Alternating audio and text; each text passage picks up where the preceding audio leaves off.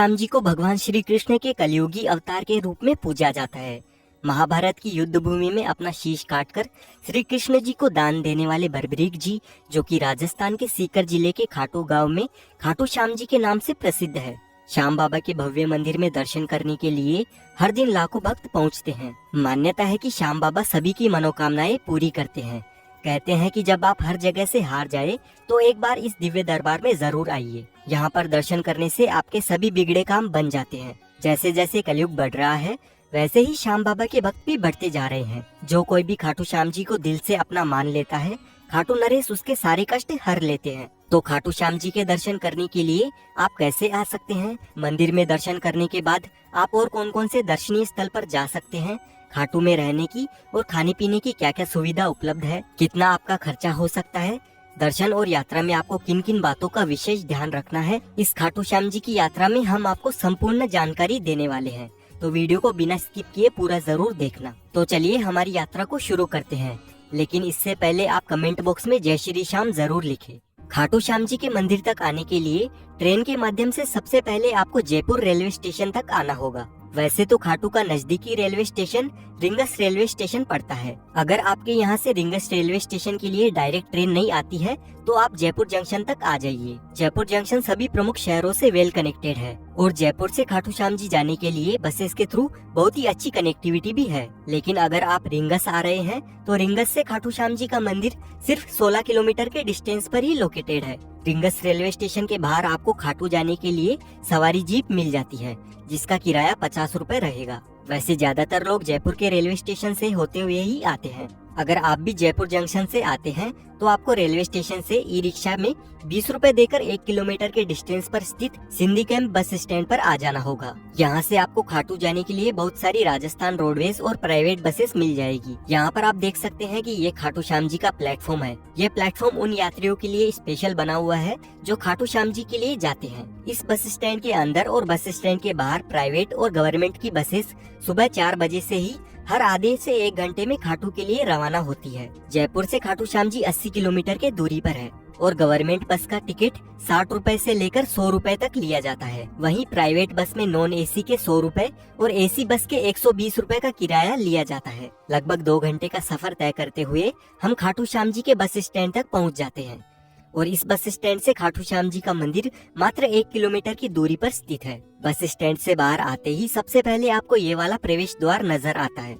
इस द्वार को तोरण द्वार के नाम से जाना जाता है। यहाँ पर श्याम बाबा के भक्त नाचते गाते खूब एंजॉय करते हुए फाल्गुन महीने के मेले के दौरान 11 के दिन सभी भक्त निशान लेकर रिंगस से खाटू श्याम जी तक 18 किलोमीटर की पैदल यात्रा करते हैं और इस तोरण द्वार के पास आकर श्याम बाबा को स्मरण करते हुए उनके दर्शन करने के लिए जाते हैं। मंदिर की ओर जाते वक्त आपको रास्ते में बहुत सारी छोटी बड़ी प्रसाद की दुकानें नजर आएगी। इन दुकानों से आप भी प्रसाद ले सकते हैं। श्याम बाबा को मिश्री, पेड़ा, चूरमा और गुलाब के फूल प्रसाद के तौर पर अर्पण किए जाते हैं।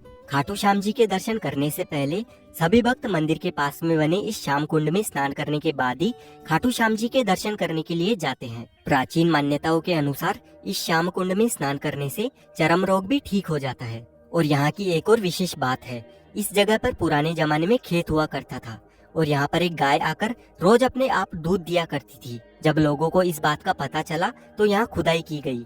तब 30 फीट नीचे महाभारत कालीन बर्बरीक जी का शीश प्राप्त हुआ था। बाद में लोगों ने उस शीश को राजा रतन सिंह जी को सौंप दिया। फिर बाद में कार्तिक माह की एकादशी को शीश मंदिर में सुशोभित किया गया, जिसे बाबा श्याम के जन्मदिन के रूप में मनाया जाता है। मूल मंदिर 1027 में रूप सिंह चौहान और उनकी पत्नी नर्मदा कंवर द्वारा बनवाया गया था। अगर आप खाटू श्याम जी के दर्शन सबसे नजदीक से और अच्छी तरह से करना चाहते हैं तो बैरिकेड में बनी हुई सबसे पहली वाली लाइन में आपको जाना होगा।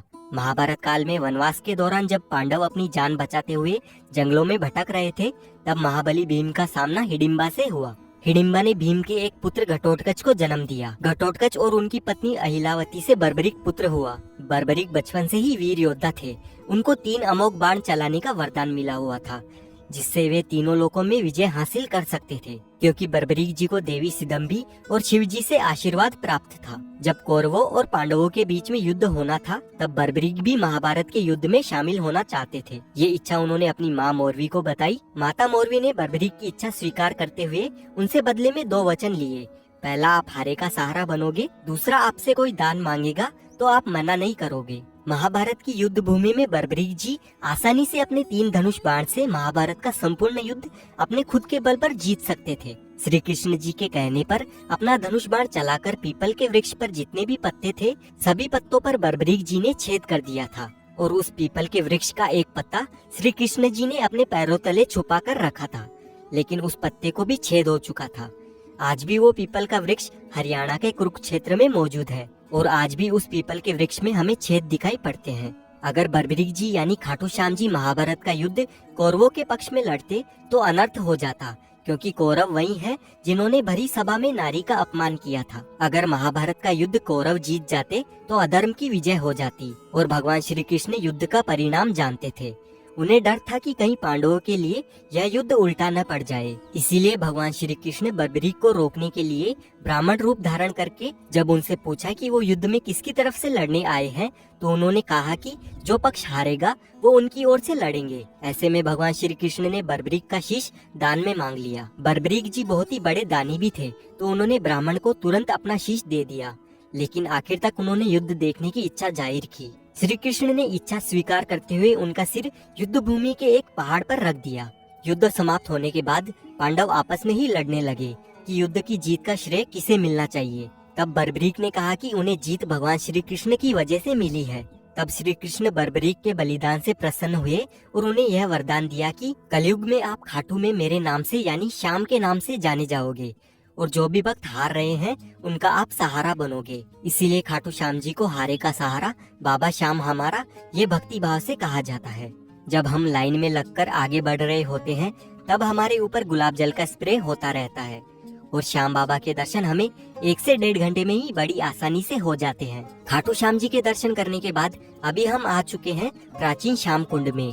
ये वही प्राचीन श्याम कुंड है जहाँ से खाटू श्याम जी का शीश प्राप्त हुआ था। पहले सभी भक्त इस प्राचीन कुंड में स्नान किया करते थे, लेकिन भक्तों की संख्या अधिक बढ़ने के कारण प्राचीन कुंड के पास में ही नया कुंड बनाया गया था और प्राचीन कुंड से ही इस वाले नए कुंड में पानी निरंतर आता रहता है। इस प्राचीन कुंड के बारे में बहुत सारे भक्तों को मालूम नहीं है, तो यहाँ पर भी आकर आप दर्शन जरूर करना। खाटू श्याम जी के मंदिर के पास में ही श्याम वाटिका स्थित है। इस जगह पर श्याम बाबा के परम भक्त आलू सिंह महाराज जी की समाधि स्थली है। आलू सिंह महाराज जी वही हैं जिन्होंने ब्रिटिश राज के दौरान लोगों में श्याम बाबा के प्रति भक्ति की लहर जगाई थी, जो आज भक्ति का महासागर बन चुका है।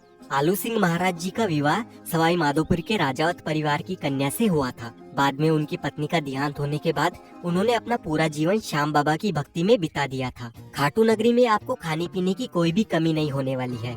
यहाँ पर बहुत सारे रेस्टोरेंट्स बने हुए हैं जहाँ पर आपको 60 रुपए से लेकर 100 रुपए तक वेज थाली मिल जाएगी और यहाँ पर आपको बहुत सारे मिष्ठान भंडार भी नजर आएंगे जहाँ से आप मिठाई, चूरमा, रबड़ी, मालपुए, मावा कचौड़ी इस तरह के सभी व्यंजन आप कम रेट में यहाँ पर एंजॉय कर सकते हैं।